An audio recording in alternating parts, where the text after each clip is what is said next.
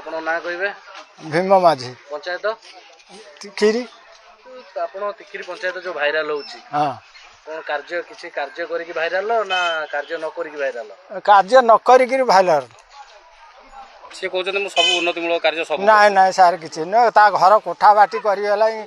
ଯାହା ପଇସା ଦଉଛ ସାର୍ ତାକୁ କ'ଣ କୋଠା ବାଟି କଲାଇଁ। ଆଉ ଗରିବ ଗୁରୁଆ ସବୁ କାନ୍ଦି ବୋବେଇକିରି ମରୁଛନ୍ତି ଆଉ। ଲୋକଙ୍କ ପାଇଁ କିଛି ପଞ୍ଚାୟତବାସୀଙ୍କ ପାଇଁ କିଛି ହେଇନି? ନାଇଁ ନାଇଁ ଆଜ୍ଞା କିଛି ନାହିଁ।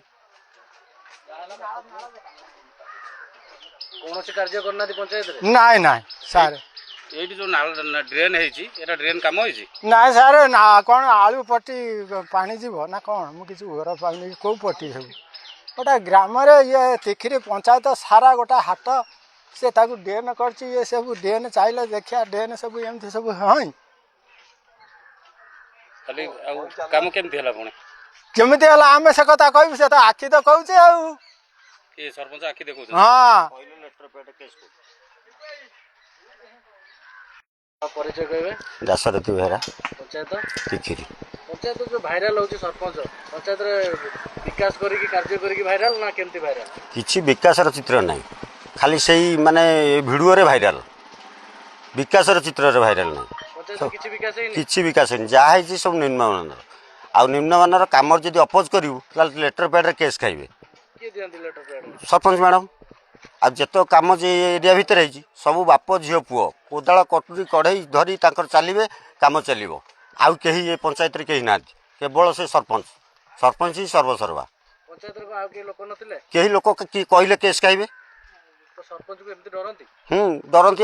କହିଲେ ତ କେସ୍ ସାଙ୍ଗେ ସାଙ୍ଗେ ଆଉ ଥାନାରେ ଯାଇ ଏଫଆଇଆର। ଆଉ ବର୍ତ୍ତମାନ ଏବେ ଯୋଉ ଭାଇରାଲ ହଉଛି ଭାଇରାଲ ଟିଆରପି ବଢ଼ିବା ପାଇଁ ଭାଇରାଲ। ଫେସବୁକ୍ରେ ଯେଉଁ ଏବେ ସମସ୍ତେ ତ ଫେସବୁକ୍ରେ ଭାଇରାଲ ହେବା ପାଇଁ ଚେଷ୍ଟା କରୁଛନ୍ତି, ଇନକମ୍ କରିବା ପାଇଁ। ସିଏ ସେମିତି ଗୋଟେ ରୋଲ୍ କରି ଆକ୍ଟିଂ କରି ଭାଇରାଲ ହେବା ପାଇଁ ଚେଷ୍ଟା କରୁଛି। ସରପଞ୍ଚ ଯୋଉ କାର୍ଯ୍ୟକୁ ନେଇକି ଯୋଉ ଯାଇଥିଲେ ବ୍ଲକ ଅଫିସ କି ଯୋଉ ଭାଇରାଲ କିଛି ଆଗରୁ କେଉଁଠି ଯାଇଥିଲେ? 4 ବର୍ଷ ତଳେ କେଉଁଠି ଥିଲା ସେ ଭାଇରାଲର? ଏବେ ବାହାରି ପଡ଼ିଲେ। ସେ ଭାଇରାଲ ହେବା 4 ବର୍ଷ ତଳେ କ'ଣ ନଥିଲା ଫେସବୁକ୍? ପଞ୍ଚାୟତ ପାଇଁ କିଛି କରିନାହାନ୍ତି? କିଛି ସବୁ ନିମ୍ନମାନର ହେଇଛି। ଯାହା ହେଇଛି ନିମ୍ନମାନର। କେହି ଗୋଟେ ଲାଟ୍ରିନ୍ ପାଇଛନ୍ତି କିଏ କହିବେ? ଗୋଟେ ଲୋକ ଲାଟ୍ରିନ୍ କାହାକୁ ଗୋଟେ ଦେଇଛି? ମୁଁ ଗୋଟେ ପିଲା ଲାଟ୍ରିନ୍ ପାଇନି। ସରପଞ୍ଚ କହିବା କଥା କି ମୁଁ ଲୋକଙ୍କ ପାଇଁ କିଛି ଜନହିତ କାର୍ଯ୍ୟ କିଛି ନାହିଁ। ସରପଞ୍ଚ କହିଲେ କ'ଣ ହେଇଯିବ? ଆପଣ ପଞ୍ଚାୟତ ହିସାବରେ କ'ଣ କହିବେ? ପଞ୍ଚାୟତବାସୀ ହିସାବରେ ଆର ପୁଙ୍ଖାନୁପୁଙ୍ଖ ତଦନ୍ତ କରିବାକୁ ଆମେ ଚାହୁଁଛୁ।